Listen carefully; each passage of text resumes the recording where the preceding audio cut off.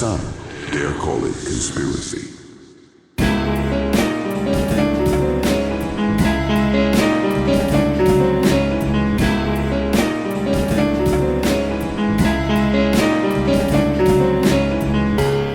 Welcome to the Some Dare Call It Conspiracy podcast, hosted by Brent Lee and Neil Sanders.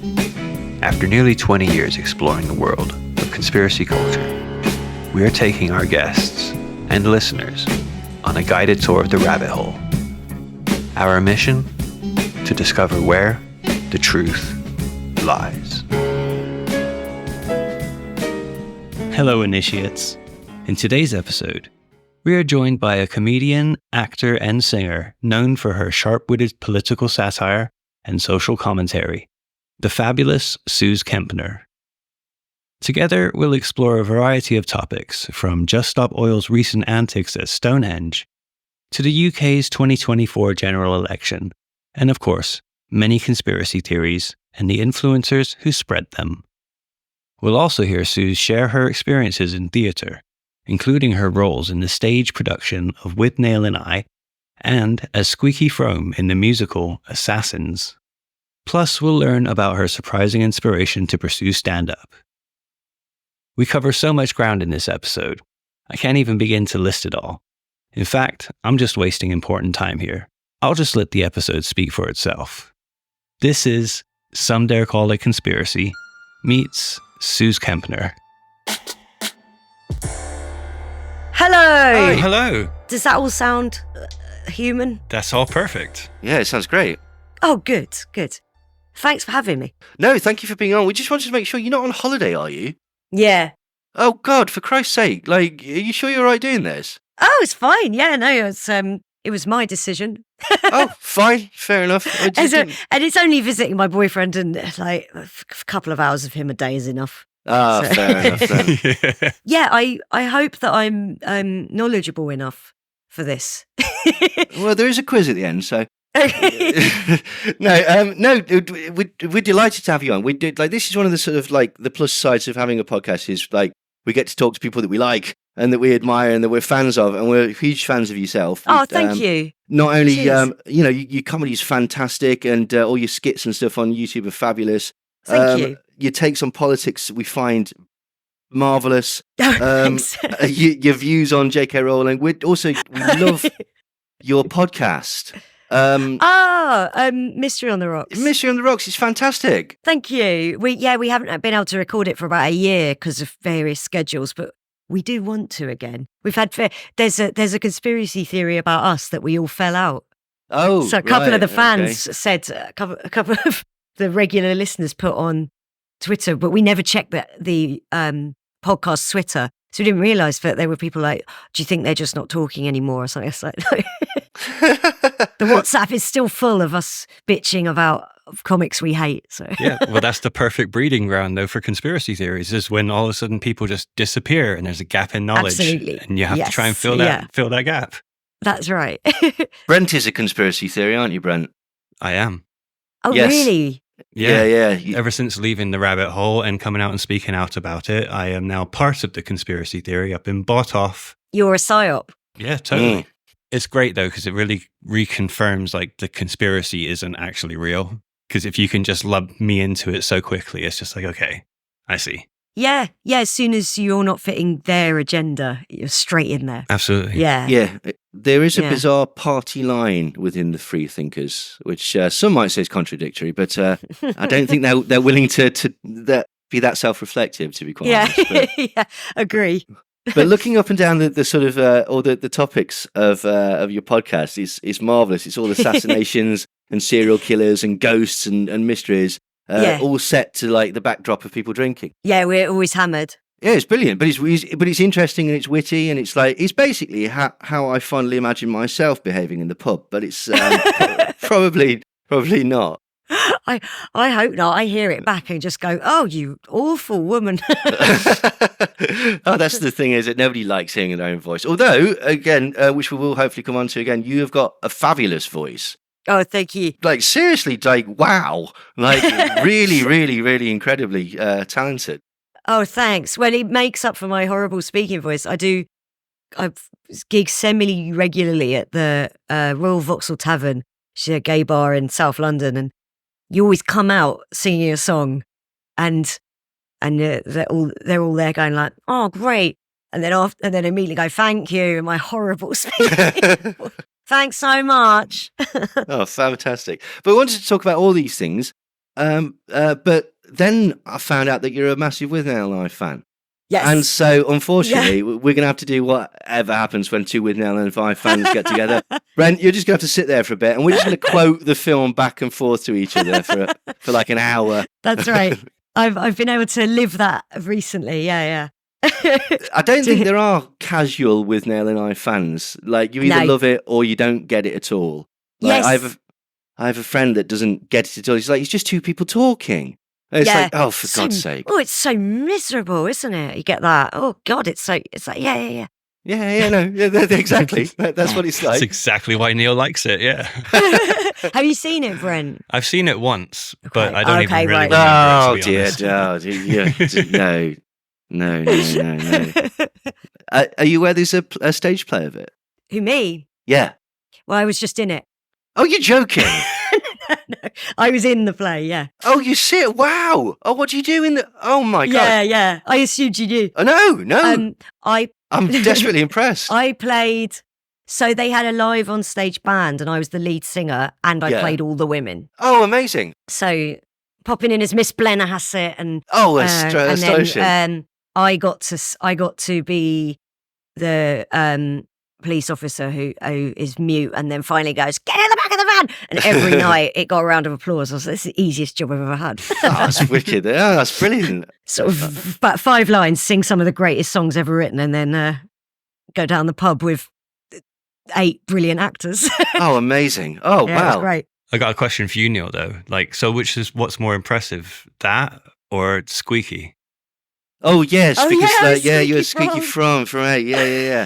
And well, that was another thing as well. Actually, when I was listening to your podcast, and at one point you mentioned Sam Bick. I was like, someone else in the world knows who Sam Bick is. This is astonishing. And only because I've been in Assassins. Time years ago, I've done it twice. Played Squeaky from it once, and Sam Bick is a character in Assassins, and he has either 2 or 3 great long monologues. He doesn't have any songs, but he just will appear in a Santa suit and do these long monologues, which are verbatim from the tapes that he was sending Leonard Bernstein. And he would just ramble and on and on. Leonard Bernstein would play these tapes at parties. He'd be like, "You got to hear this crazy guy." And then this guy nearly did a 9/11. Yeah. Yeah. He tried to hijack a plane, Brent, and he was going to fly it at Richard Nixon. Assassination by flying a plane into the side of Richard Nixon in the hope that maybe he would collapse. But some might say overkill. Yeah, mate. Well, I don't know. It's Nixon. So, to be fair, that guy.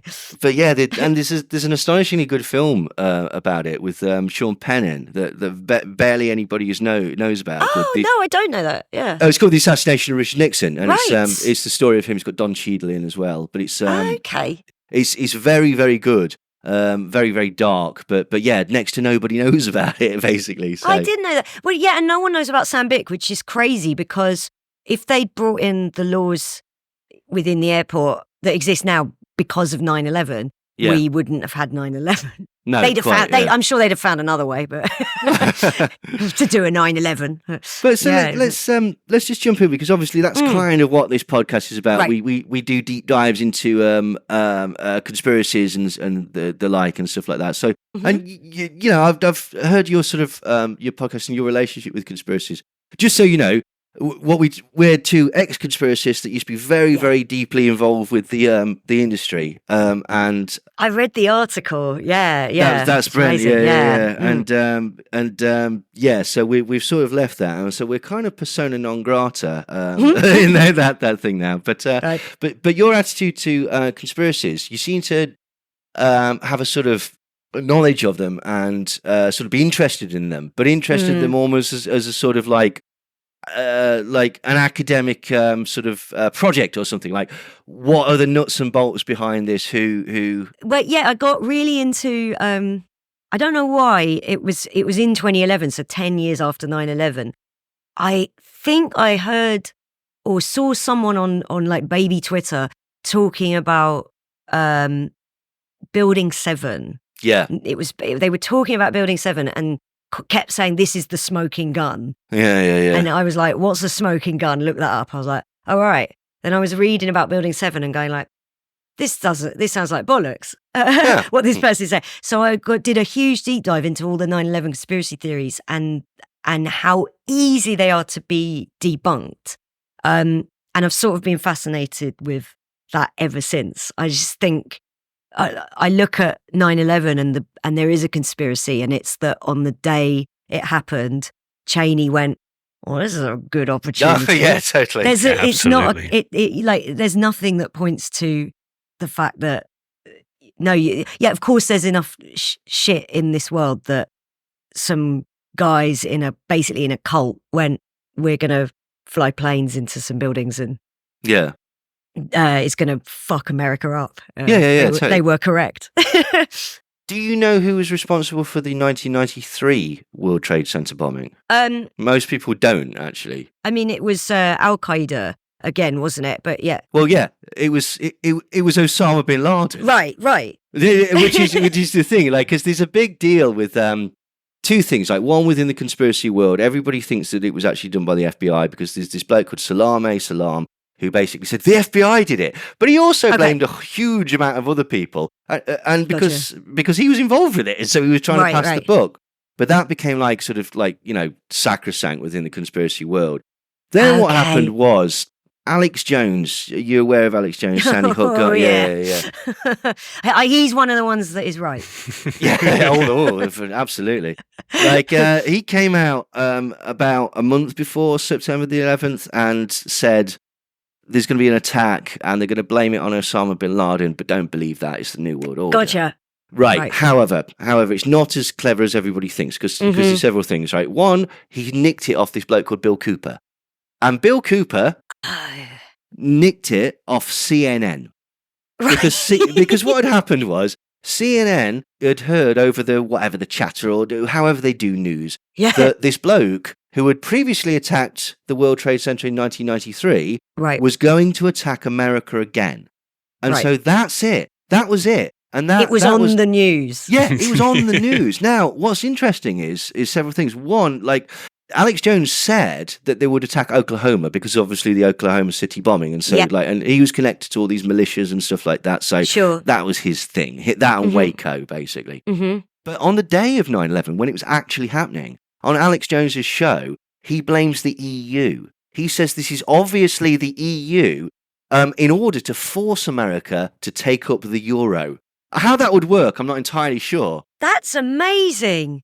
Yeah. I've never heard that before. So they couldn't even convince Blair to take on the euro. No, quite. They're not going to make America give up the dollar. Like, that's crazy. And why are we trying to find logic in what Alex Jones says? He's just trying to sell soy pills. Yeah, no, absolutely. But it's even worse than that because actually on the day, Alex Jones unintentionally debunks the whole Building 7 thing as well because on the day when he's reporting it, he keeps reporting that the Solomon Brothers building is on fire and is raging out of control and blah, blah, blah. And he does that from like 9 a.m, just after the sort of impacts, right up until it collapses, basically. So Alex Jones is actually the evidence that there wasn't really a conspiracy behind there, that it basically was just... That's amazing. Yeah, isn't it? Like, they always point to, there's I believe it's the site manager of the World Trade. Oh, Larry Silverstein. Yeah, and he said, oh, I got reports that, they said it's creaking, it's listing, that we're not going to put the fire out. And he didn't say pull it, someone else said pull it, and he just reports that's what they said. And people are like, pull the trigger that makes the explosives go off. Of course, that's what that means. Which isn't a term that's used anyway. No, Larry Silverstein, of course. But this is the thing. Like, that becomes, again, this is the strange thing about conspiracies. That was in Loose Change and in all the other films and stuff like that. Yeah, quite. And that becomes one of these things where this is how we find that conspiracy theories flourish, because nobody bothers to go back and check, because they become like tropes or truisms or whatever. Sure. Like Brent, I didn't know this one. Brent was talking about the Pentagon and how, whether it was a missile or a plane. And Brent pointed out something that I didn't know. Was it like 200 people were treated for burns from jet fuel? Yeah, I pointed this out on George Galloway's show. Yeah. He fell out with George Galloway about this. That seems impossible to do. Well, he invited me on, and he started talking about tropes about the Pentagon, saying it was a missile. What did he say? A goat herder? How is a goat herder able to like fly this plane into the building? I said, well, he was trying to land. Yeah, and he had a commercial airliner's license. Yeah, right. He wasn't a nobody. And also, can you explain the jet fuel injuries? Can you explain the fact that there are 2 black boxes actually found in the wreckage? How about all the DNA for every single passenger? Right. Can you explain any of that? And he was like, well, I think we've had enough tonight. Goodbye. Yeah, he ran away from Brent. But they always talk about with the Pentagon, the plane that went into the Pentagon, they always say there's no footage of it. Yeah. And there is. It's from the security camera. Yeah. There's like 5 frames or something. Yeah, and it looks like shit, but you can clearly see the shape of a plane, and you can clearly see smoke coming off it, which they've made like 3D models which reenact the path it must have taken, because they know which, lampposts were destroyed by the wings, and then one of the wings bursts open. That's all in these 5 frames. Yeah. So A, there is video of it, there is footage of it, and B, just because there isn't footage of something doesn't mean it didn't happen. Oh, no, exactly. Yeah, quite. They do this all the time, don't they? Oh yeah, very much so. Yeah. Yeah, if there's a vacuum in any way, people will fill it. Yeah. You were saying again, like on your podcast, you were wondering what sort of drives people towards it, and you were saying sort of, I think one of you saying in imagination and stuff like that. There's a degree of that, certainly, but Brent, what you were saying is like it's more sort of people that are inclined to be creative. They can sort of see the potential. Well, this could be what happened, and this could be what happened. So they sort of come up with the connective tissue in their own head, and that makes the stories plausible, basically. So it's a strange one, really. Yeah, I think if you're really creative and you're intelligent, you're creative, you can imagine it, and if you're intelligent, you can convince yourself that it's true. Right. Yeah. Did you find that when you were deep in it, was there? Because I imagine there must be a lot of sort of validation from thinking, I know something that hardly anyone knows. It's like this extra knowledge that not other people don't have it. And then eventually they'll find out about it and they'll go, you were right all along. Yeah, absolutely. It is that, but it's slightly darker than that. Like, if you want to be brutally honest, there was times when I was in it, when I was thinking, just you fucking wait. You'll all find out. Like, which is probably, it clearly says more about me than it says about them. To be honest, no. For myself, like I'd never felt like that. I never felt like a sense of superiority over anyone. Mm-hmm. I felt the only people I felt I had outsmarted was the elite. Gotcha. It's okay. Like, you haven't pulled, it over my eyes. So now I'm going to tell everyone else. And I was like screaming it from the rooftops, trying to get people to like wake up, like seriously, like doing the wake up sheeple. Yeah. Well, that was another thing. Like I always hated the term sheeple. Right. Because like before I woke up, I was a sheeple too then. Like, gotcha. And I always felt like those sorts of people were being elitists and we were against the elite, to be fair. I see, yeah. That's how I always felt about it. But I mean, everyone gets into things for different reasons. And some people, it does feel like it fills their egos, fills their superiority complex. And other times for people, it like fulfills their need for community. Right. There's lots of different reasons, I think, why people fall down. And that's why I don't think anybody is really immune to it.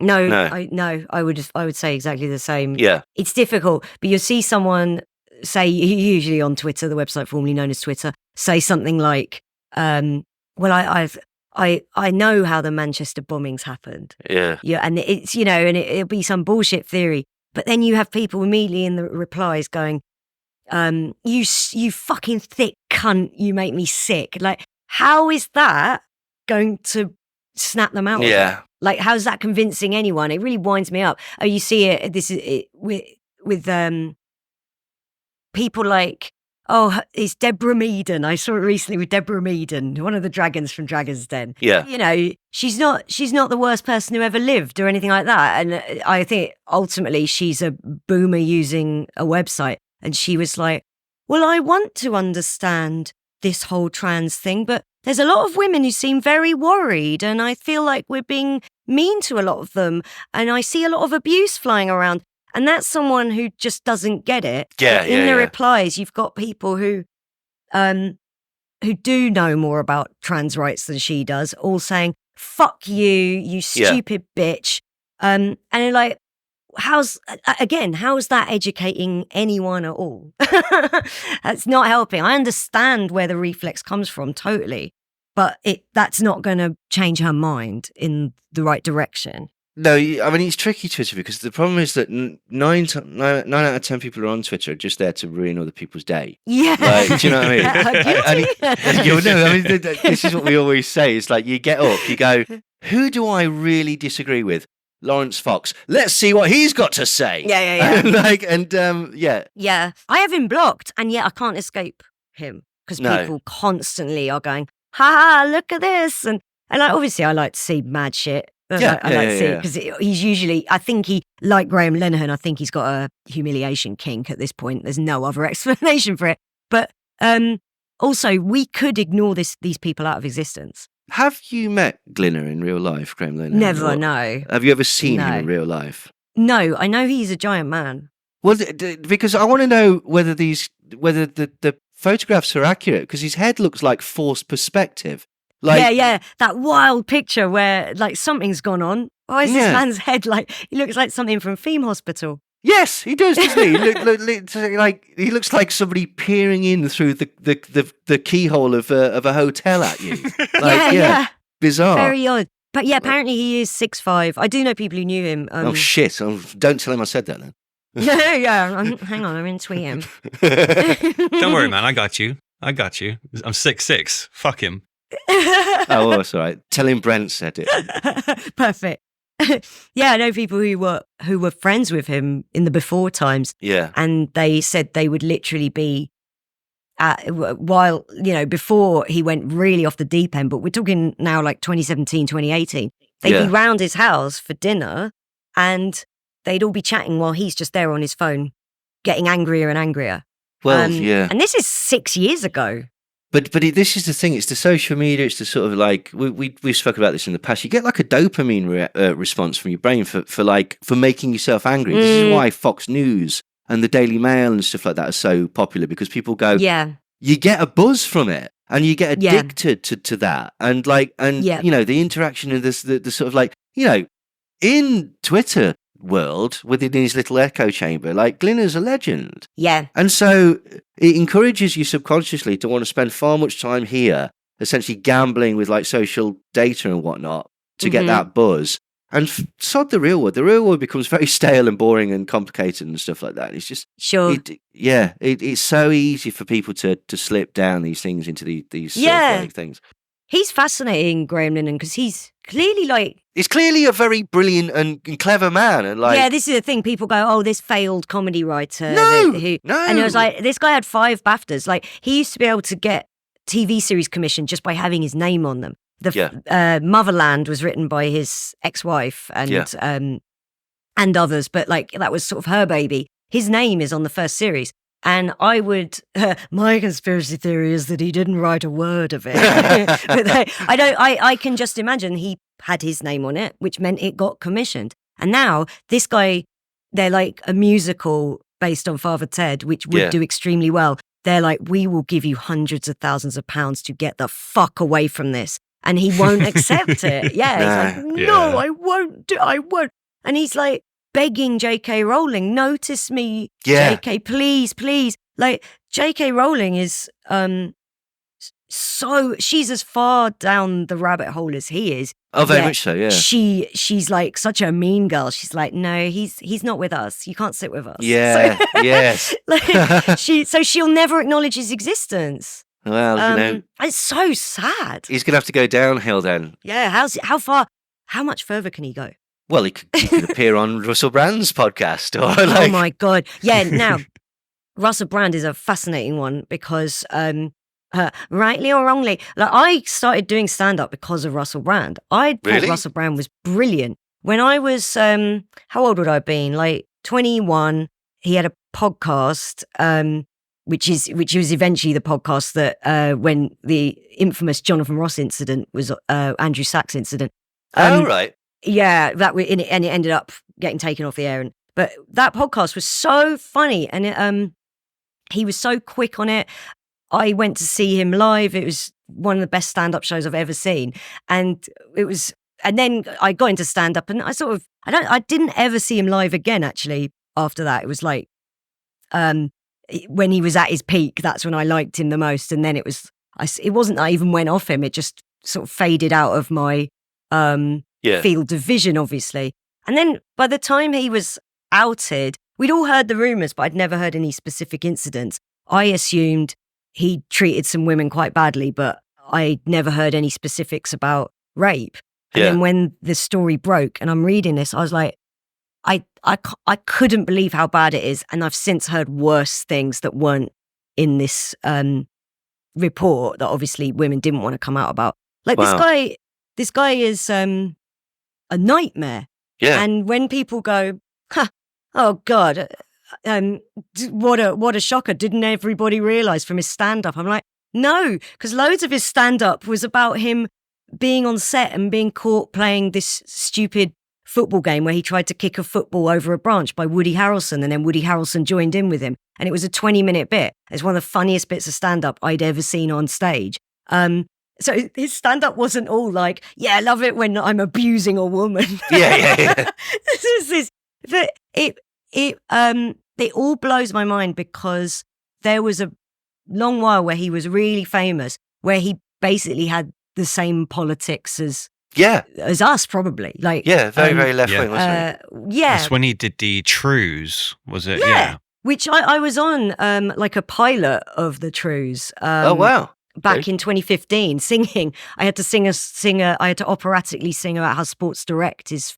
I remember it was Sports Direct is fucking shit. Had to do that on a pilot, which they then didn't make. But the pilot sure happened. But it was just like really good stuff about how Sports Direct is exploiting workers, and he'd done a little stunt where he showed up there. And anyway, it was fairly mainstream left-wing politics that isn't very popular with people like Twitter. Yeah, Twitter. Yeah,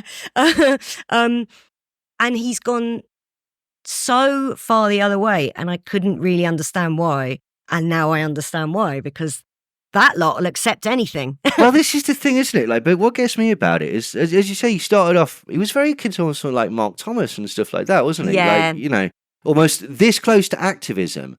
And then, yeah. I mean, there's that thing on Reddit where, and again, I think this was just somebody joking, but somebody put on Reddit, the second that he started embracing right-wing rhetoric, it's like, oh, here we go. We're going to find out in 2 years' time that he's raped some woman. And it's like, right. Fucking hell. Like, I see. Quite a few people, is it? Yeah, I don't believe for a second that Russell Brand likes hanging out with Ben Shapiro. No. And Donald Trump Jr.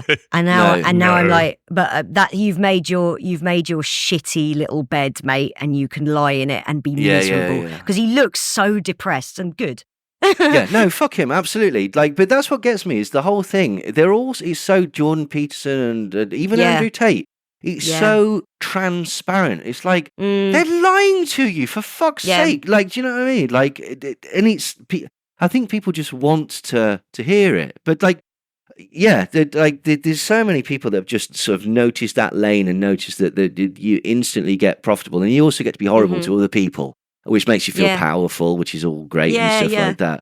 So I mean, you can kind of vaguely understand like people like. Not condone by any stretch of the imagination, but from a career perspective, understand why people like Russell Brand and even to an extent Glinner embrace certain things now. What the fuck is J.K. Rowling doing?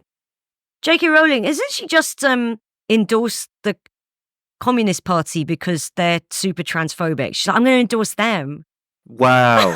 Oh my God. And they'll go, they'll pick up sort of 90 votes nationwide, and she'll go, one of those was me. Like, Oh, well done. Congratulations. thanks, like, Joanne. Dear. Like, That she's a single issue. She's a single issue because that woman is a like stone cold centrist. She loves nothing to change. She has like communism would be like that's her kryptonite. She absolutely would hate that the most. Yet there she is going like, you're super transphobic. I'm into it. ridiculous.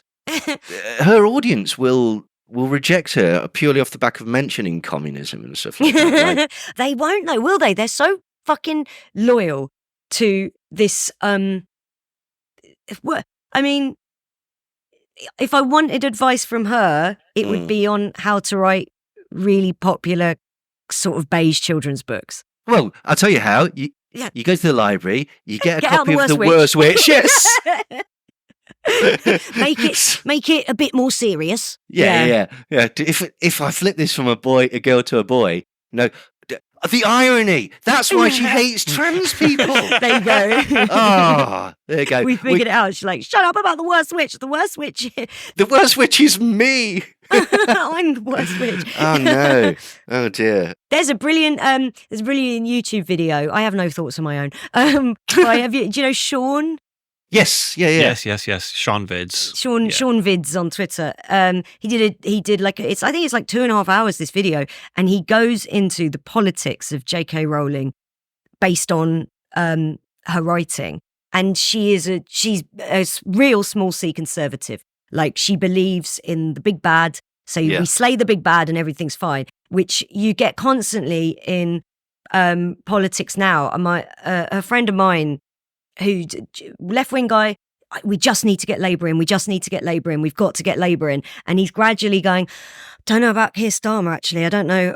Because I keep saying he's telling us he won't change anything. No, and that opens the door to the far right. Like this isn't an original thought I've had either, but this is like we keep being told this is what this will bring in. He's already like terribly unpopular.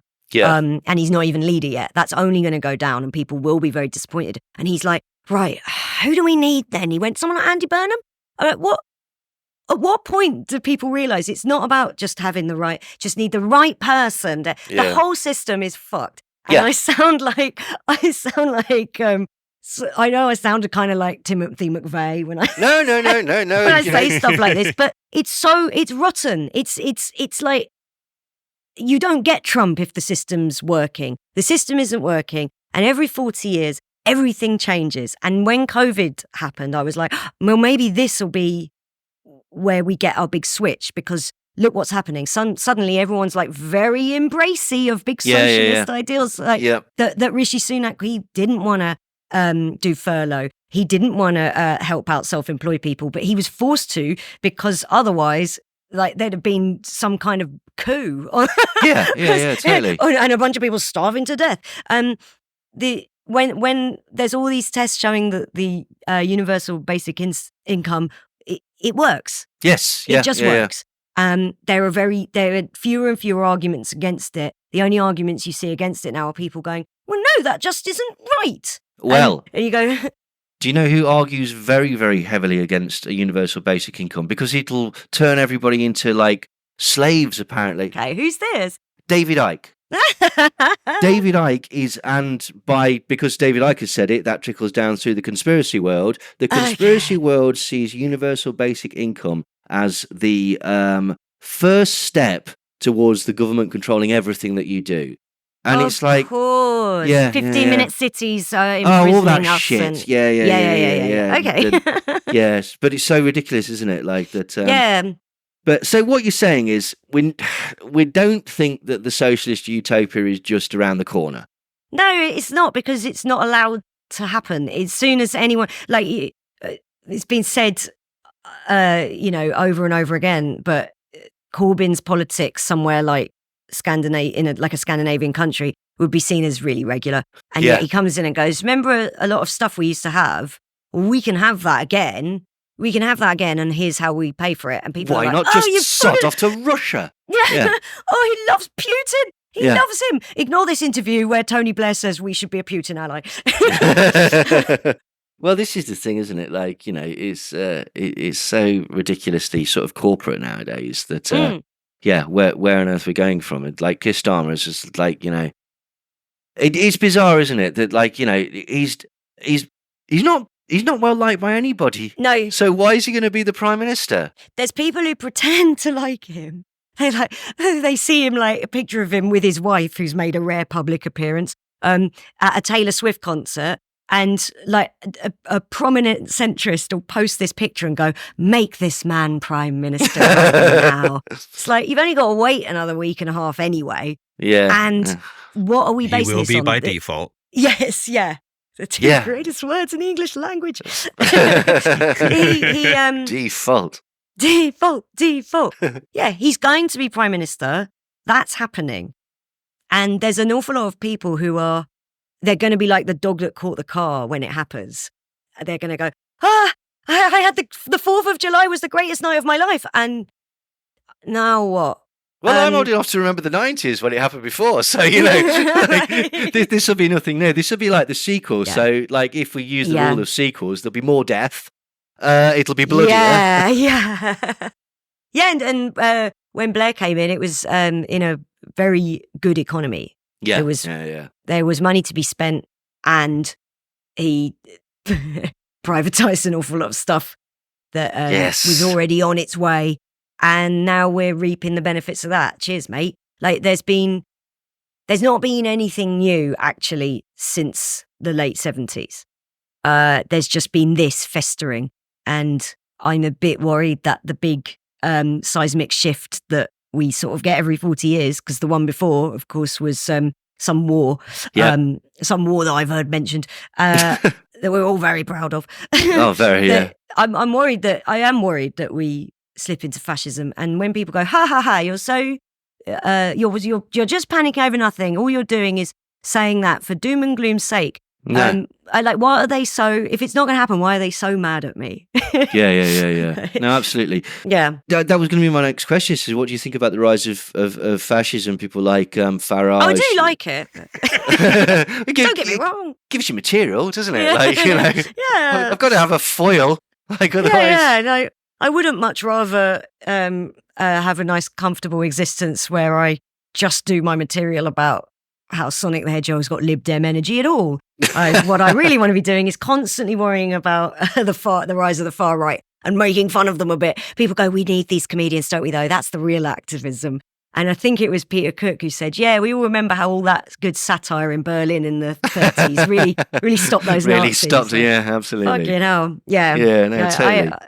I've done nothing except to make a few people laugh with an inaccurate Nadine Dorries impression. Oh, no, it's fantastic. But there are people who are like, this is what we need. This is what we need. And like, it's not doing anything. No, you realise it's not doing anything. I think people fondly remember back to sort of like, George Carlin and Bill Hicks and stuff like that, and imagine that it actually changed anything. And it's like, I was alive when that was happening, right? Okay. Right. All that it did was it made a load of students go, fucking hell, have you seen this? This is wicked. Yeah. And that was it, really, like, to be honest, which is a shame. But it's like... but the embrace of this sort of soft fascism as well. In fact, this is essentially that's the irony, isn't it? That's the sort of the lifestyle that Russell Brand is promoting as well. And he's tied it into all this sort of like ubermensch. Peace and love. Yeah, but it's he's doing the Hitler Youth. He's doing the what was the one where it's the girls, and they're all doing gymnastics and healthy living and doing their calisthenics and the wellness. That's what he's doing. That's his vibe, and it's so blatantly obvious that.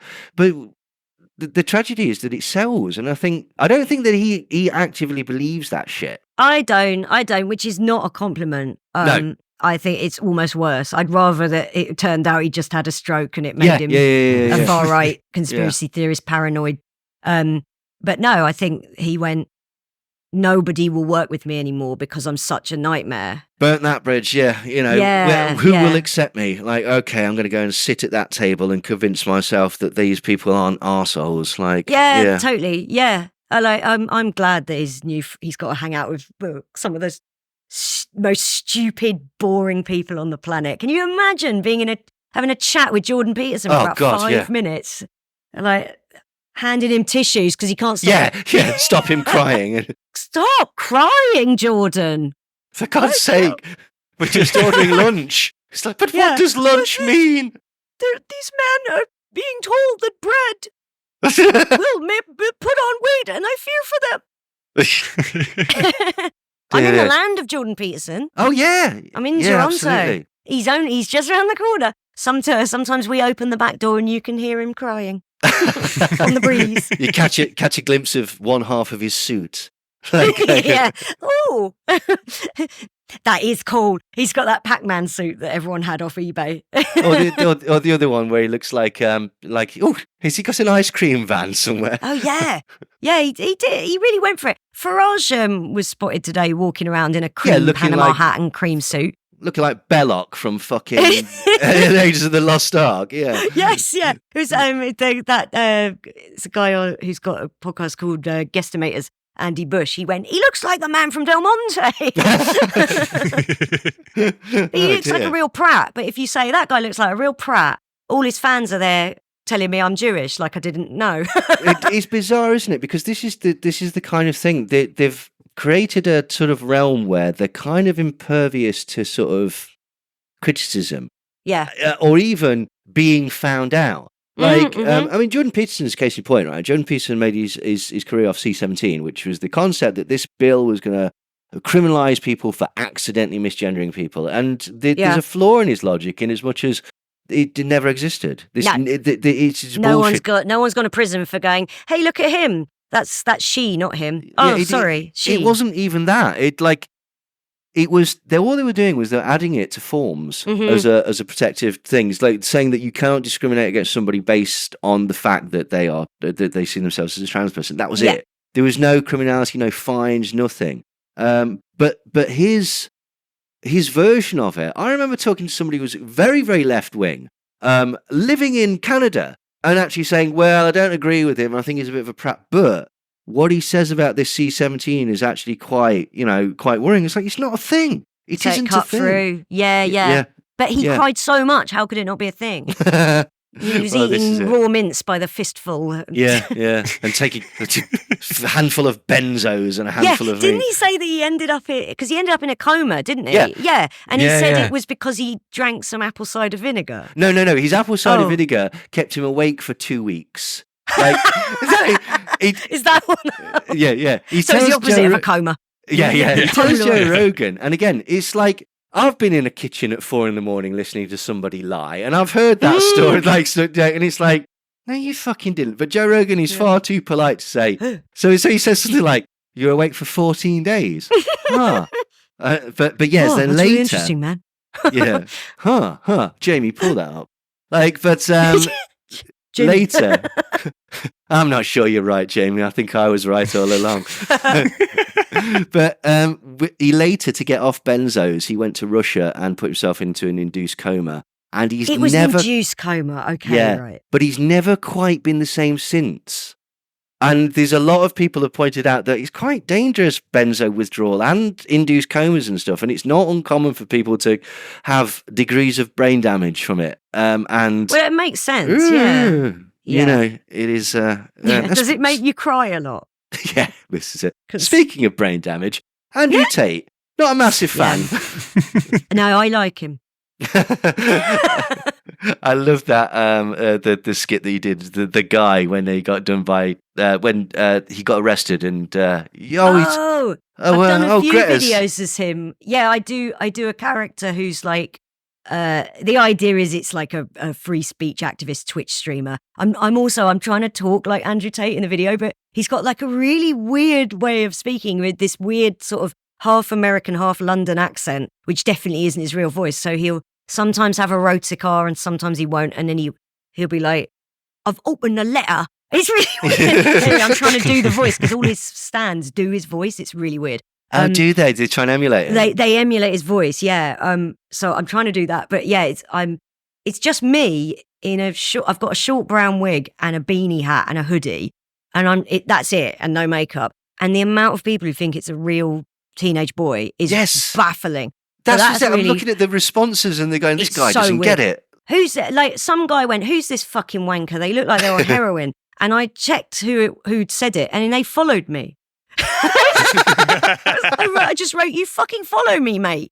And he replied, oh, sorry, I didn't realise it was you. But I was like, it's my face.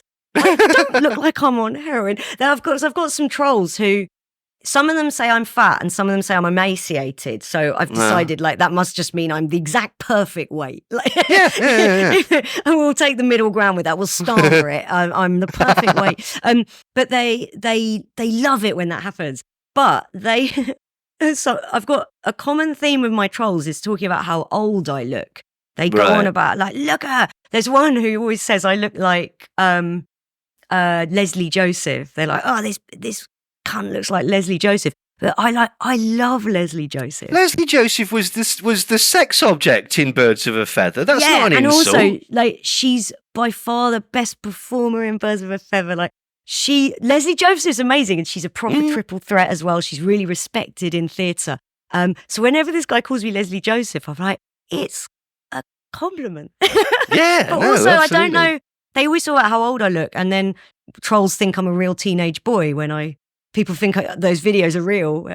Could the fact that they think that you're old, like when you're like 14 and you think like 26 is dead old, is it an indication that either mentally or physically these are actually just boys? Are you a lot of teenage boys? I don't know how young these people think I should look, because I'm 40 next year and I just think that it's like how I look is fine for my age. Like, how young am I supposed to be looking for these people? But it's commonly conspiracy theorists, and they're commonly the ones that go, haha, Jew. I'm like, for fuck's sake. He's got me there. He's bloody done me with that one. Well, I was wondering whether you got any of that, particularly because like a lot of it recently. Really? So I was shadow banned from, I believe the date was October 7th. I was like, my tweets suddenly were barely seen. They would be, I was sort of, this is so tedious, but I was getting about 35,000 hits on an average tweet, and then one goes viral and gets loads more. But it would be about that that was sort of the base level. And then suddenly it dropped by 90%. And then that went on till the end of May. And then suddenly the shadow ban got lifted. And now they're being seen by the same amount again. It was really weird. And I did think this is going to be bad for ticket sales. But as soon as the shadow ban got lifted and I had tweets doing numbers again, I was like, oh, this is fun. It's back. And then I was like, oh, yeah, the Nazis see my stuff now. So they're all there. Yeah. They're all back. And it's not different to before. There's just more of them. Yeah. And they're allowed to. So they're allowed to go, well, how many relatives did you lose in the gas chambers? I'm like, well, brilliant. I don't know, about 4 or 5, I think. But honestly, like fucking Twitter at the minute and Elon, like, what the fucking... I wouldn't swap places with Elon for everything that Elon has. Like, imagine the pain. Yeah. The constant agony. He's a deeply, deeply sad man. That you get the impression that he's got imposter syndrome with everything that he does, in as much as... And he should. No, fucking all right. Yeah, absolutely he should. Like, you didn't invent Tesla. You didn't do anything with SpaceX. You turned up ruined Twitter with money from your dad and fucked shit up. And the man's taste in leather jackets is atrocious. Like, it's atrocious. Like, it honestly, like, we've said this before. Our expression of Elon Musk is like that sad 50-year-old twat that buys a fucking Harley Davidson and sits outside the lower sixth form college trying to impress the hard lads. Yes, exactly. Like, this is Hey girls. No, he's not interested in the girls, right? This is the point. Just wants to impress the boys. Just wants to impress the hard lads. Like the lads that used to pick on him when he was that age. Gavin, David and Savo. Yeah, exactly. Like, I've thought of a nickname for myself. Perhaps you could call me that. Ace.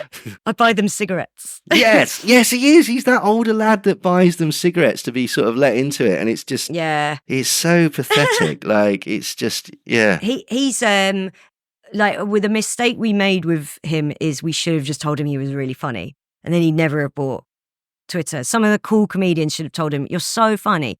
Because at the moment, only like bad era Dave Chappelle thinks he's cool. Yeah. He's the only like half cool comedian that, and Dave Chappelle isn't cool Joe anymore. Joe Rogan likes it, but is Joe Rogan really a comedian? Let's be honest. No, he hasn't been for a long time. I would call Joe Rogan a podcaster. I like how Joe Rogan is seen as like he's a real outsider. It's like he's off. He's paid millions by Spotify. Yeah, no, absolutely. Like, yeah, no, he's again, he's another one that as he's got richer is sort of, some of these more conservative values that allow me to keep my money. I mean, sure, they're detrimental to human life, but let's not forget, I do get to keep my money. Yeah. And that's the important thing, isn't it, really? But it was Stuart Lee because he said, I've been doing a lot better in recent years. And I used to really adhere to, we've got to tax the rich, but I've been doing a lot better in recent years. And now I've decided it's my money and I should get to keep all of it. And that does seem to be that. It's not even an exaggeration to say that people like Joe Rogan just say that. Yeah, no, absolutely. Like it's like an advancement of the Rob. This shows you how far like comedy and commerce and capitalism has come. It's an advancement of the Rob Newman joke that he did in the 90s. Like, I used to be very anti-drugs, but now I've got some cash. So, yeah. So yeah, but no, fantastic. Yeah. What's your opinion on Just Stop Oil? Oh, carry on. Fucking carry on. It's the only time we ever hear about like how oil should be stopped. It's the only time we ever hear anything about it. It gets on the news and people get all outraged and they go, why aren't they attacking the real targets? I'm like, here is I think it was Chris Packham's at a big power station in April doing a huge protest. I'm like, here's that. Did anyone give a fuck? Well, I didn't know it was happening. I'm like, there you go. There you go. There you precisely. Are then. I don't give a shit if some orange flower went on Stonehenge. Boyfriend who lives here in Canada, he visited Stonehenge about 15 years ago and he said that would have been really cool if that had happened because actually when he got there, he went, okay, it's rocks. And suddenly, like a lot of people really showed their asses with that. They were like, "Oh, this is disgusting. This is disgusting and pathetic." Like, right. When have you ever given a shit about rare lichen before? Yeah. That was the thing. This lichen will never recover. It's like, fuck off. Like, and then someone the next day, it's not built for this planet, is it? Like, let's be honest. Absolutely. Well, yeah. Also, I've seen that shit survive in space. So yeah. They flew it into space and it survived. Yeah. They're making people angry. They're putting them off their cause. I'm like, are you telling me that because you found some people annoying, you no longer care about climate change? Because that says an awful lot about you. Yeah. I don't want to go like, they're just like Martin Luther King, because I don't think that. No. But Martin Luther King, who is now, everybody loves him. Even the far right have to say they like Martin Luther King. Yeah, they're always quoting him. Yeah. There's that brilliant sketch, isn't there? That guy did video sketch, and he's like, I'm Martin Luther King. I had a dream, and it came true. So now we can stop talking about it. I am as beloved now as I was back then. People hated that guy, and now he's held up as this great civil rights figure who we all love. Even the right wing loves him. Yeah. The same thing is going to happen with Just Stop Oil. We'll be here in 30 years going, no, they were right, while we burn. And I remember at the time very much sticking up for them. It's like, no, you fucking didn't. Yeah, did you? Yeah. The internet's written in indelible ink, you fucking cunt. Well, this is the thing. It is an interesting thing because we had Rupert Reed on, who started or was there at the beginning, sort of promoting Just Stop Oil, and he's actually latterly left because he doesn't think that the tactics are sort of useful. Right. But again, I think there's an argument for both sides. I can understand why it pisses people off. Yeah, totally. I know why people get annoyed. I also think, like, no one's fucking doing anything. Yeah. So, what? Are some people doing something and you find it annoying? Oh, well, what? Your feelings are very important to me. I wish they would stop. Like, nothing, it's not making any difference either way. So I don't care so much. They're so angry that Stonehenge got some powder on it. And I'm so sick of reading people I like going, I am just disgusted by this. I'm like, You sad fucking asshole. You don't care. Well, no, I mean, we've got the Spinal Tap song. Frankly, it's superfluous now. We don't need it. We've got pictures. We know what it looked like. So Absolutely. Well, there's also, I've seen, they then will invite people, representatives. Well, God, I got invited onto Good Morning Britain to talk about it. And my agent was like, I'm going to strongly advise you to say no. And I said, no, good, because what I would do is go on and Joe Lycett it. I'd act really horrified and point out it was orange flower and be like, it was orange flower. I knew exactly what I would do if I went on, and they would be furious and never have me on again. Yeah. It would have not been worth anyone's while for me to do it. I would have probably got paid about £40. And no, absolutely not. I'm not going to go on there to be talked at by Richard Madeley or even worse, Ed Balls. So didn't fancy that at all. But yeah, there were people on talking about it like, well, here we are, we've got a representative from Just Stop Oil. Explain yourselves. And what they do is go, so everyone's very worried about Stonehenge because it's 5,000 years old and orange powder was on it. They then went like, the Mersey River is much older than Stonehenge and it's full of feces. Yeah. And there's animals dying in there because the water is so polluted. And you see the host go, well, really? Well, how are you helping that stop then? Like, well, by coming on the news and talking about it, because I bet loads of people hadn't thought about it that way. Don't know about it. Nobody knows about all the fucking forever chemicals in the water, like, like PCBs and PFAS and PFAS and things like that. Like, if the general public knew the stuff that was actually in the environment, they'd shit a brick. Well, no, they wouldn't. They do exactly what they've done with climate change, which is they'll put it to the back of their mind and then get cross with somebody when they bring it up. It's like, we've used this analogy before, it's like going to a children's party and pointing out that the clown is a paedophile and then everyone getting cross with you. Like, and going, oh, you've ruined the party now. Oh, great. Thanks. That's really brought the mood down. Yeah. It's like, he's taking one of them to the shed, for fuck's sake. Like, oh, God, don't point that out. Child abuse is horrible. Yeah, no, precisely. And that's the thing with Just Stop Oil, is that the one that gets me is that when people get really, really bent out of shape and start punching them when they've caused a traffic jam. It's like, do you do that? Do you get out, when there's an accident and it causes a traffic jam, do you go wrench the people out and beat them up for making you late for work? Well, they're holding up ambulances. There's constant roadworks all the fucking time.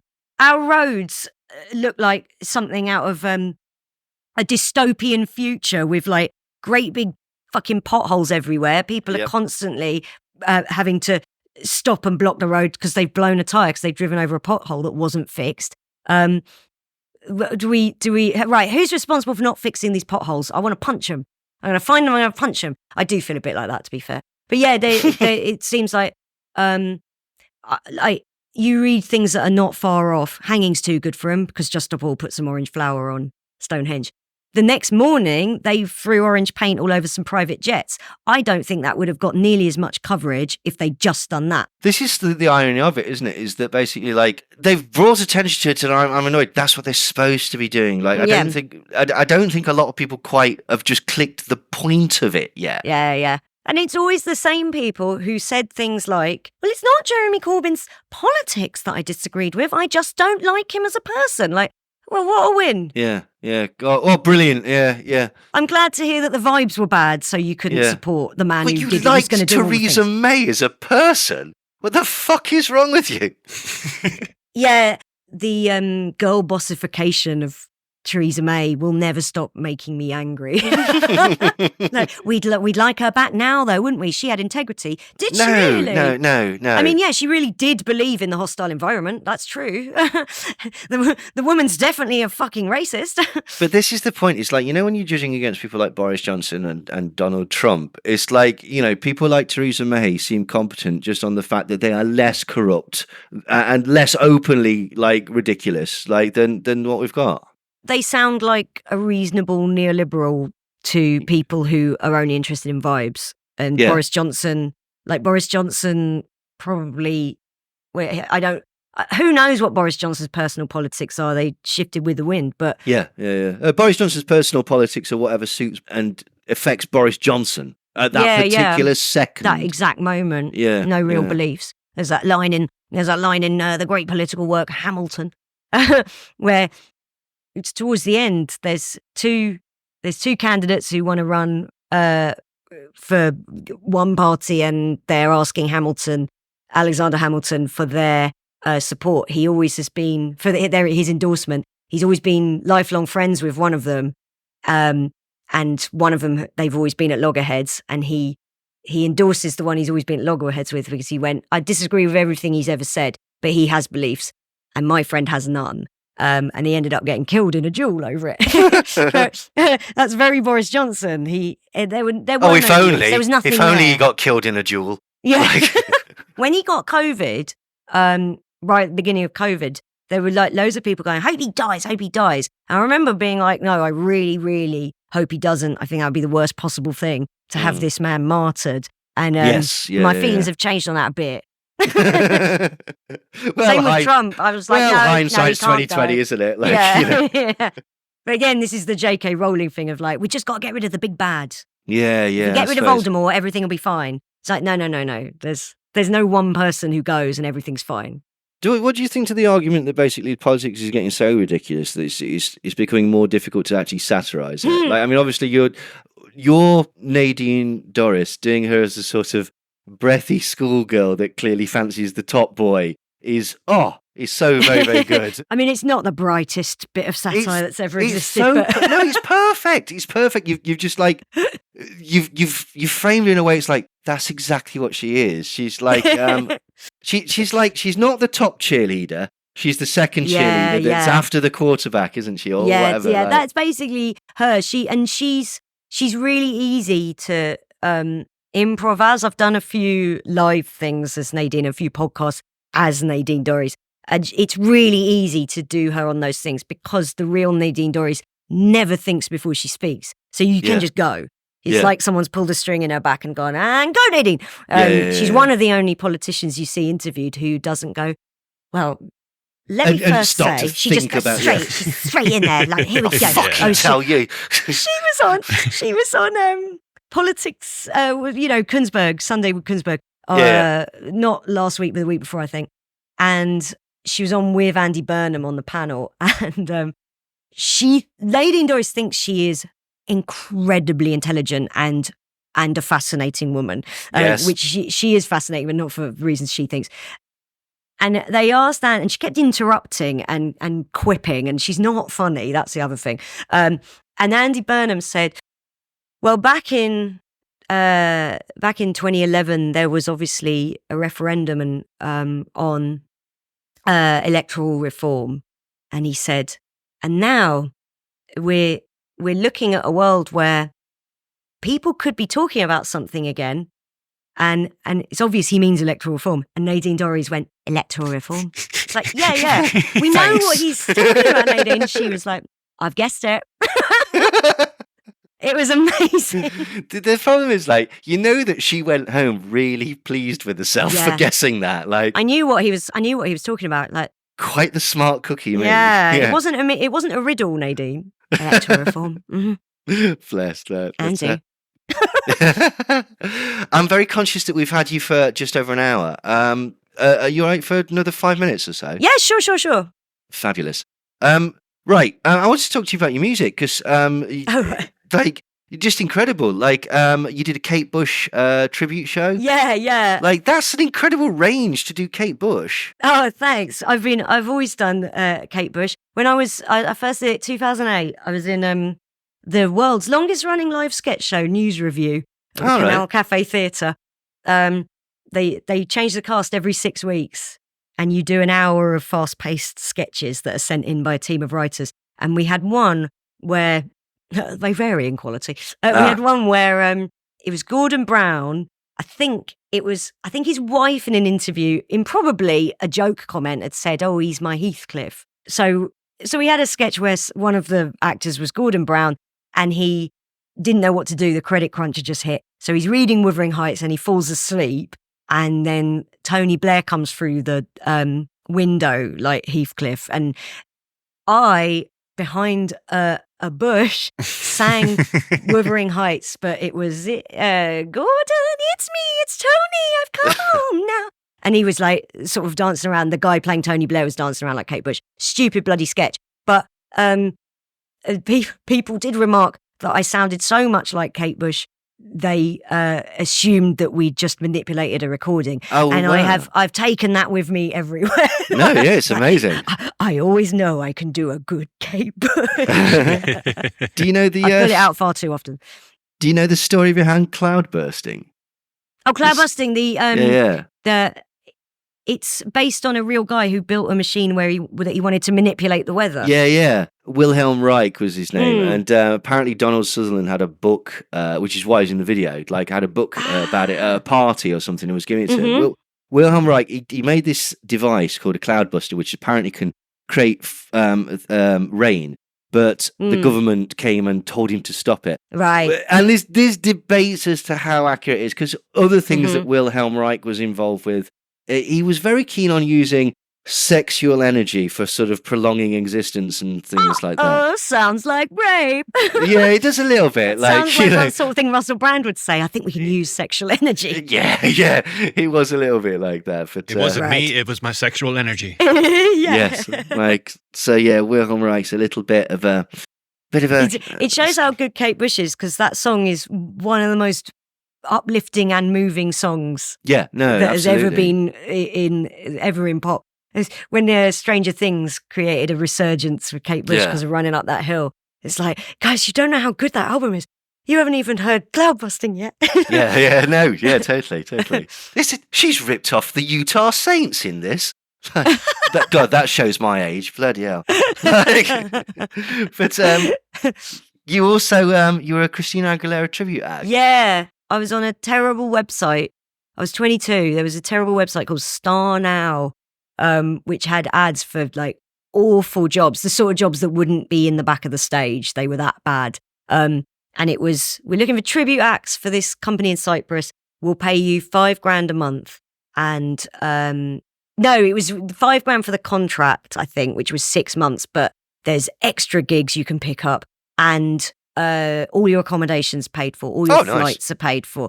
So I went and auditioned to be like a Shirley Bassey tribute, but like do all, not just Shirley Bassey, do all songs by like, and then I'll do one as Streisand, and I'll do one as Judy Garland, that kind of thing.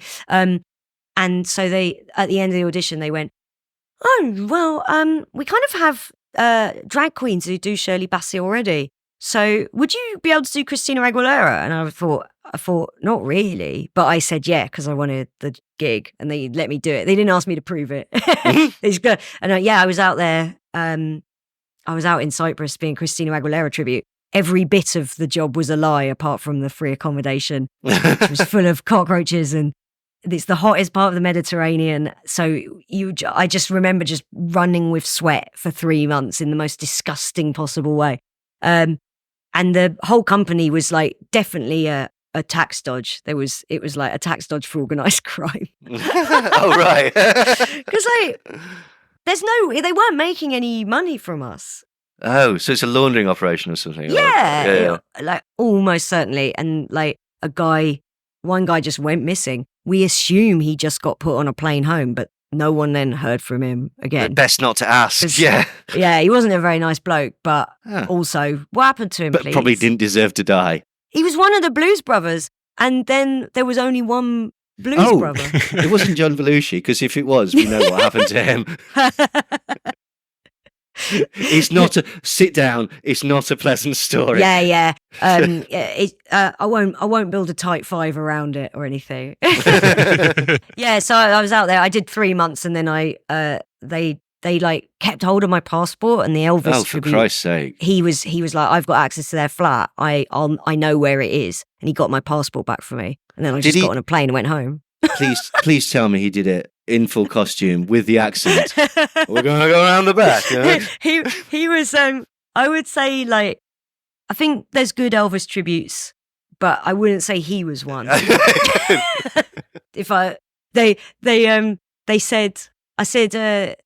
said we got an Elvis tribute, and I was like, oh, is he any good?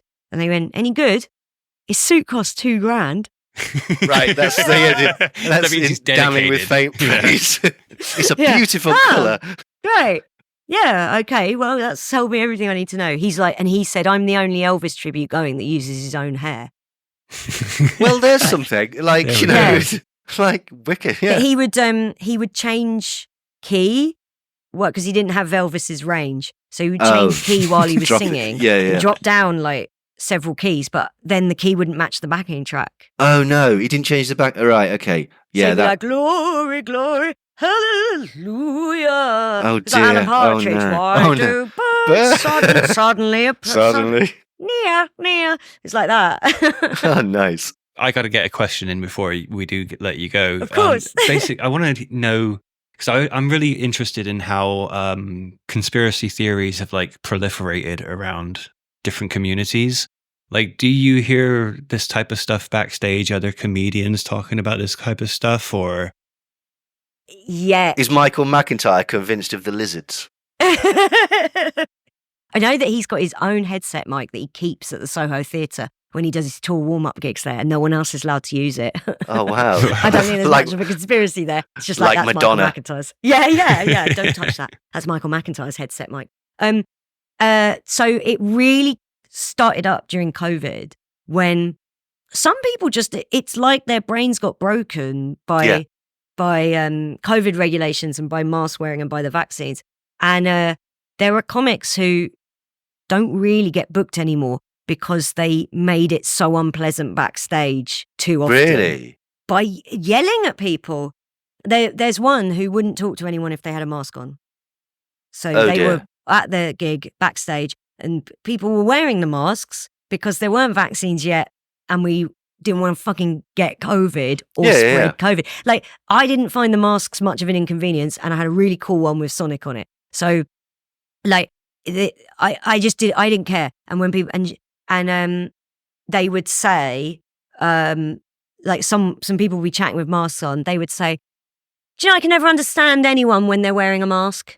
And it would be like, the atmosphere's really cool back here. What about Darth Vader? You can understand Darth Vader, can't you? Yeah. Like, no, you can't, because they had to dub him with with James Earl Jones with his nice voice. Have you ever seen the footage of it when it's still the guy? Oh, bless him! And didn't he think they were going to use his... He didn't find out until the premiere. Oh, like, so sad. No, what was his Dave name? Prowse. Dave Prowse. Dave Thank Prowse, you. the Green Cross Code Green Man. Cross Code Man. Yeah, no, absolutely. Yeah. But, He's sad. Poor guy. Never mind. Like, you're going to be a star. Well, you're certainly going to do sort some of walking. Yeah. Certainly going to walk around and look great in that suit. Oh dear. But despite the like COVID kind of conspiracy stuff, what about just like normal kind of 9/11 sort of JFK kind of things? Yeah, you do. The problem is because 9/11 in particular, I've read up on all the debunks.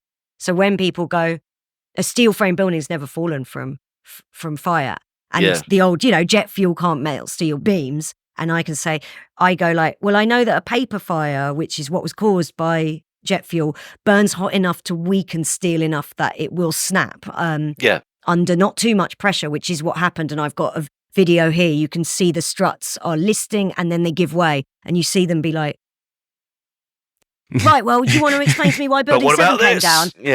And then I do, and it's I don't take any pleasure in it. It's always like a horrible atmosphere because 9/11 conspiracy theorists are dead set on it. Like they're so adamant about this. I think conspiracy theorists, I don't think that's like, there's like soft ones who are like, oh yeah, maybe Jews don't rule the world. You're right. There is flavour within it, but you're right. You tend to have to sort of at least pay lip service to the more ludicrous ones and stuff like that. That's it. Right? And like when you do occasionally come up against people who will start on 9/11, and I should be able to just leave it, but I can't.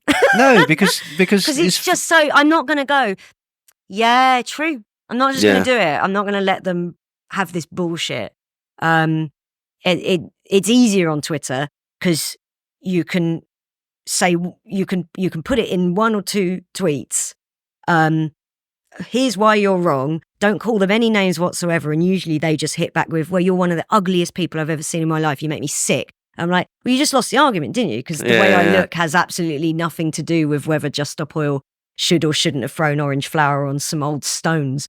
So then it's quite easy. You're like, oh, you just showed your ass and now I can mute you and never hear from you agagan. But it's slightly different when you're backstage with colleagues. No, I imagine so. Yeah, absolutely. I had one like, so my brother's in Les Mis, and it was, I had a gig the night after Extinction Rebellion stormed the stage in the finale. They just held up banners and people were like, why are they attacking the cast of Les Mis? So you'd be like, well, they're not. That's not what was happening. But people are all there to watch a show about revolution and then they're all booing people who are not even really doing a revolution. It's like a pretty mild form of activism. And my brother was like, we all got the night off. Hang on, isn't the end of Les Mis, isn't that you can hear the people sing? Yeah. That's perfect. Oh my God, the end of Act 1, where they're storming the stage, where they storm the stage, is One Day More, where they're marching into revolution and everyone in the crowd is on their feet going, oh, this is so exciting, it's so powerful. What a genius move by Extinction Rebellion. And I had a gig the next night and I arrived and Comic went, oh, what about those cunts last night? Your brother must be fucking furious. So I went, no, he's fine. Well, like, why did they do that? Why are they, like, they're just actors. They're just cast of actors. So I said to him, well, it's because it's a show about revolution. And he went, yeah, but why don't they go and show up at something that actually causes pollution? I went, oh, they have done. Have you? Well, I didn't hear about that. There you go. There you are then. There you are. Fucking hell. It was genius. That was genius what they did. No, absolutely. And my brother didn't care. They all got to go home early because they cancelled Act 2. So apparently there was one woman who went, I was scared we were going to die. And a couple of them went, why? Well, I'm always scared. I'm a very Sylvia Plath type person. Yeah. While we're on the Les Mis one as well, I absolutely love your jazz rendition of I Dreamed a Dream. That was fantastic. Oh, thank you. Wow, you guys have really done a deep dive. Well, not deep enough if he got it wrong at the very beginning, didn't know that you was in that didn't other know thing. I was in With Nell and I. Maybe I didn't know you were in With Nell and I. No. It's because of the shadow ban. No one You're saw. sacked. We're hoping it'll go to the West End. We did 3 weeks in Birmingham with we had a very famous guy from Umbrella Academy and Misfits was playing with a guy called Rob Sheehan. Yeah, the chap that's in Red Riding. I forget his name. Is he? Is he in that as well? Yeah, he's brilliant. Turned out, when he arrived on day one, I was like, I don't think I've seen anything with this guy in, and his CV is longer than my arm. I don't know how I'd missed him I'd never seen Misfits, I'd never seen Umbrella Academy. But yeah, what a guy. He's brilliant. He's such a good guy and brilliant actor. He was playing with Nell, and I think the key is having him for the West End. I think it goes to the West End. If he can do it, we're there. Oh no, that'd be amazing. I'd really like to see the With Nell stage. It was good. It had a real car in it and everything. Yeah, no, it's perfect as well. Like for the stage as well. It's sort of a no-brainer because of the fan base. And someone else in the cast pointed out that you never see audiences where there's a lot of middle-aged men in the audience, and so it's bringing new audience that don't normally go to the theatre. Yeah, middle-aged and younger men, basically. Yeah, that's they don't tend to be plentiful in audiences. So the fact it's bringing out a demographic you don't normally see is usually very promising for getting a big theatre invested in a in a new show. And it's an existing property, so that's always easier to sell. And With Nell and I, it's one of these things where technically you need to learn your lines because the audience will basically they'll carry it along.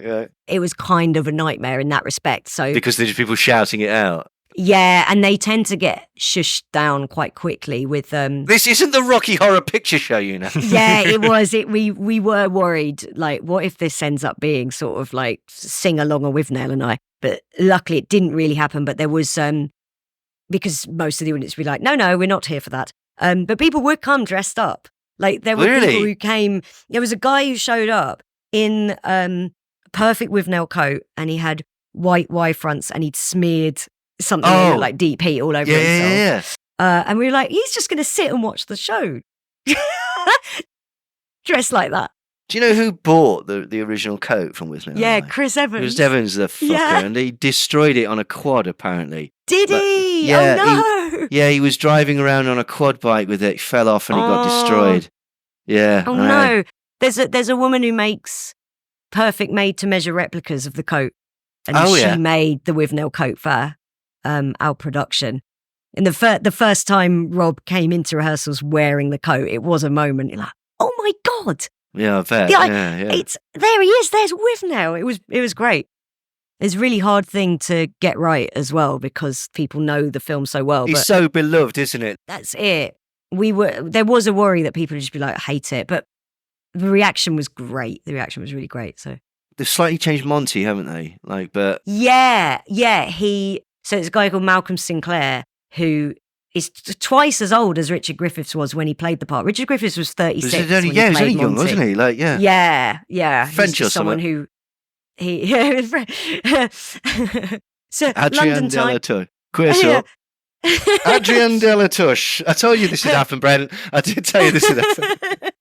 His son. It's terrible because we all obviously the film so well, and then I know it better now from doing this play. And you'd find yourself saying lines in the pub that relate to what we've just been saying. I'm like, oh, that's awful. I hate it in casts when that happens. I find it annoying, and I'm loving this too much. That was always Such the thing. Good writing. When I was about 15, we were desperately proud that we knew that I's name was Marwood because someone had got hold of a script, and we're yes, named Marwood. Yeah, you don't know that. He's never. He was called Marwood in our program. Adonis Sadiq played Marwood. He's fucking brilliant. He's going to have a massive career. But he literally was like, I was supply teaching last week, and now I'm doing this. And he said, and then when this ends, I may have to go back to supply teaching. And we need more people like Adonis teaching our kids. He's an awesome gentleman. But he is an amazing actor. He ought to have a cracking career following this. They were such a good cast. I was so lucky. It's because the director had just worked with me on the Grace and Perry musical, and they knew they wanted a female singer for the live band. Yeah. And then to do all the female roles from the movie. And he just worked with me. So basically, whoever the last woman he'd worked with was going to get that job. That's amazing. So yeah, I was lucky as hell. No, it was only me and Rob who didn't audition. Everyone else had to audition. Oh, that's amazing. If I'd had to audition, I wouldn't have got it. Well, I hope it tours as well. I hope it does. Yeah. I hope it goes to the West End, but then I hope it tours as well because I'd love to see it. It sounds fantastic. Right, where are you based? Nottingham. You're in Nottingham, right? Brent's in Bristol, so yeah. Okay. Oh, when does this come out? Probably not by the time my Bristol show. No, it'll be when's out. Your Bristol show? You're coming out on the day before the election.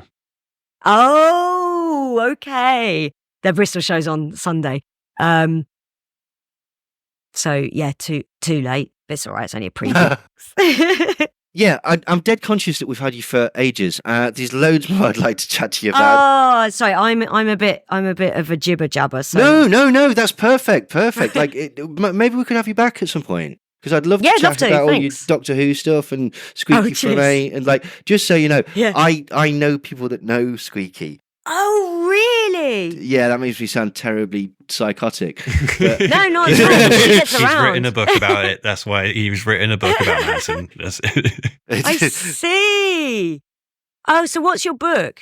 Oh, it's called Now is the Only Thing That's Real. It's a very underground thing, and but it's quite well liked by people quite close to the case. God, that makes me sound even worse. No. I think I'm fascinated by Manson and the Manson family. I'd love to. I could talk about Charlie Manson all day. I'd love to come back. Oh, right. Well, basically, do you know Nick Schreck? Nick Schreck is the son-in-law of Anton LaVey. Well, not anymore because him and Xena got divorced. But basically, I know the name. Right. Nick's got a book out. Basically, he sort of fell out with me a bit about it because he's got a book which looks at sort of there's another version of there's several versions of the Manson story. There's the sort of official Bugliosi story. There's the sort of it was all the satanic cult ritual. There's the CIA angle, and there's another angle which basically it's the sort of drug burn angle, which involves the mafia and these three Canadian drug dealers who were connected to Mama Cass and the Mamas and the Papas.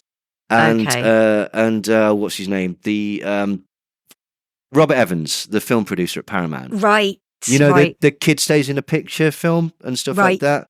Sure. There's a lot of drugs and organized crime and stuff running through it, basically. And so what I did was I wrote a book that sort of compared those theories and looked at the evidence. And bizarrely, if you look at it, that's actually probably that's the most likely as to what happened.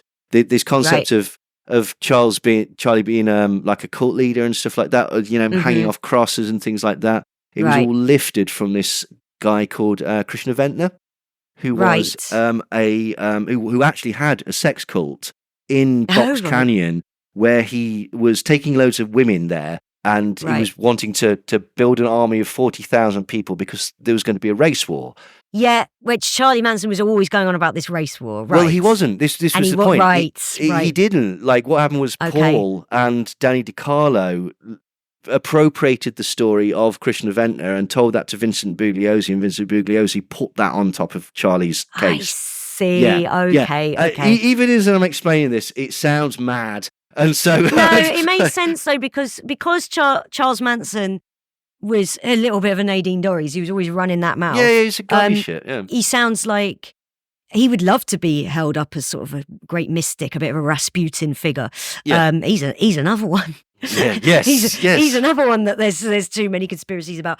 But yeah, the whole Manson case is kind of insane, and it does sound like something that just spiraled out of control. Yeah, very much. This wasn't the way it was meant to happen. No, it was all Bobby Bosley's fault. No, sorry, not Bobby Bosley's fault. It was all Tex Watson's fault because of the Bobby Bosley thing. Right. That the reason that Tex went to Terry Melcher's house was because he was going to rob their drugs. Jay Sebring and Wojtek were dealing drugs. They were dealing this like precursor to MDMA that they'd got from Canada. And they'd sold some to Linda Kasabian. It turned out to be shit. And so Tex had decided to turn up and basically rob them. Right. So this is just like shitty crime land. Yeah, very much. Yeah, exactly. Dickheads. Sharon wasn't supposed to be there. She told her friend, Sheila Wells, and also Robert Evans, that she was staying somewhere else. And then Tex turns up and tries to rob them. So there's a debate that basically Tex might have phoned Robert Evans before and asked and stuff like this. Okay. Yeah, it all gets very complicated. Robert Evans himself was involved with this bloke. He was involved in the death of a producer called Roy Radin. Roy Radin stole a load of cocaine from him. And this is all like, he stole my drugs. Yeah, totally. Well, so you got a bloke called Bill Mensa and this woman who was friends with... I'm going simple. The drummer from the Beach Boys, Dennis from the Beach Boys. Yes. And he took Roy into the desert, and he shot his head off with a shotgun. And then to make sure, he stuffed a stick of dynamite into the hole, surrounded him with satanic ritual elements, and blew his body up. That'll do it. Yeah. And so Robert Evans was involved in these types of things. But one of the sort of the 60s. Oh, the 60s indeed. One of the more sort of like salacious aspects of it is that apparently Charlie Manson was shagging his way around half of Hollywood, and not the women, not just the women. Right. Apparently, him and Dennis were lovers. Dennis Wilson. Yeah. There's. I can see that because Charles Manson's start in life was about as horrendous as you can get. It's kind of amazing that he didn't end up being just some serial killer. Yeah, totally. Yeah. He was being abused in sort of essentially boys' borstalls from the age of about 8. Yeah. And he had a mother who sold him for a pitcher of beer. Yeah. Sold her kid. And she went to prison. And then when she came out, he said it was the happiest day of his life. Yeah. It's like, this woman didn't want you. She didn't even give him a name for the first 3 years. No name. Maddox for a long time, wasn't he? Yeah. Little no name. Oh, sorry. I'm off about Charlie Manson again. Oh, no. I could sit here for hours. My favourite line in the film Walk Hard, which is that no other music biopics should be made if they follow the formula of Walk Hard, because Walk Hard already exists. Like, it's a spoof of music biopics where John C. Reilly plays a Johnny Cash style singer called Dewey Cox, and there's a line in it where they're having a big party in the 60s. It's the late 60s, and they're at Dewey's house, and they're like, "Oh, who's that guy out there?" And he goes, "Oh, that's Charlie Manson. His music's horrible, but he's a really nice guy." Yeah, I love that film. He wrote some songs for the Beach Boys, actually. Yeah, like "Never Learn Not to Love" and various other ones as well. He's, his like all his music is on Spotify, I think. Yeah, and yeah. It's absolutely fine. It's all super derivative, and there's some like crap rhyming in there and stuff. Yeah, but yeah. You listen to it, you're just like, this is fine, and he actually has a pretty good voice. And yeah, do you know where the concept from The Family came from? You know, they called in the court. They called his group The Family. The Family Jams was the backing singers. It was Squeaky and Gypsy and Patricia and Sadie. Sandra. Yeah, right, and all of those, and they were going to be his backing singers. And yes, they were called, and they were a big pain in the arse in the studio. Like they were like, we need to be facing Charlie, and the producer was like, girls, we can't have it because the mic is there, so you have to sing into the mic. And they're like, no, we want to be facing Charlie when we sing. Well, there's an element that certainly was true, but one of the things that is lesser known is, you know, they recorded over 300 hours of material at Brian Wilson's private bedroom recordings thing. Yeah. Right. And when the murders sort of came out, like Van Dyke Parks and various other people were all sort of running around going like, we need to sort of fucking shred this and get rid of this. Right. Basically. Well, I bet there's, I mean, what you hope is like, well, there's loads of evidence that we were taking tons of drugs, but there's probably a lot worse than that on there. Oh yeah, absolutely. But yeah. Sorry, I could keep you rabbiting on about Manson for days. I never shut the fuck up about that guy. I do have to go to my boyfriend's brother's birthday though, so I better go. And I was asleep 15 minutes before this recording started, so you've woken me up. Well done. Oh, sorry. No, I'm sorry about. I got in last night, had about 5 old fashions, and then woke up at 4 a.m. So.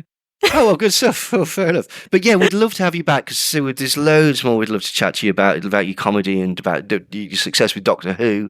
And you've got an Edinburgh show coming up, haven't you? And a tour. Yeah. If people want to see me live, it's all the details are at soozkempner.co.uk. You can follow me on Twitter, the website formerly known as Twitter. If you write in twitter.com, it still takes you there. Elon doesn't want you to know that.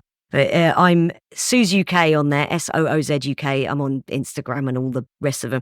But yeah, I'm touring a show called Class of 2000, which is about doing your GCSEs in the year 2000 and what is class and can I ever have class. And that's going to the Edinburgh Fringe and doing a national tour from October. Excellent. Fantastic.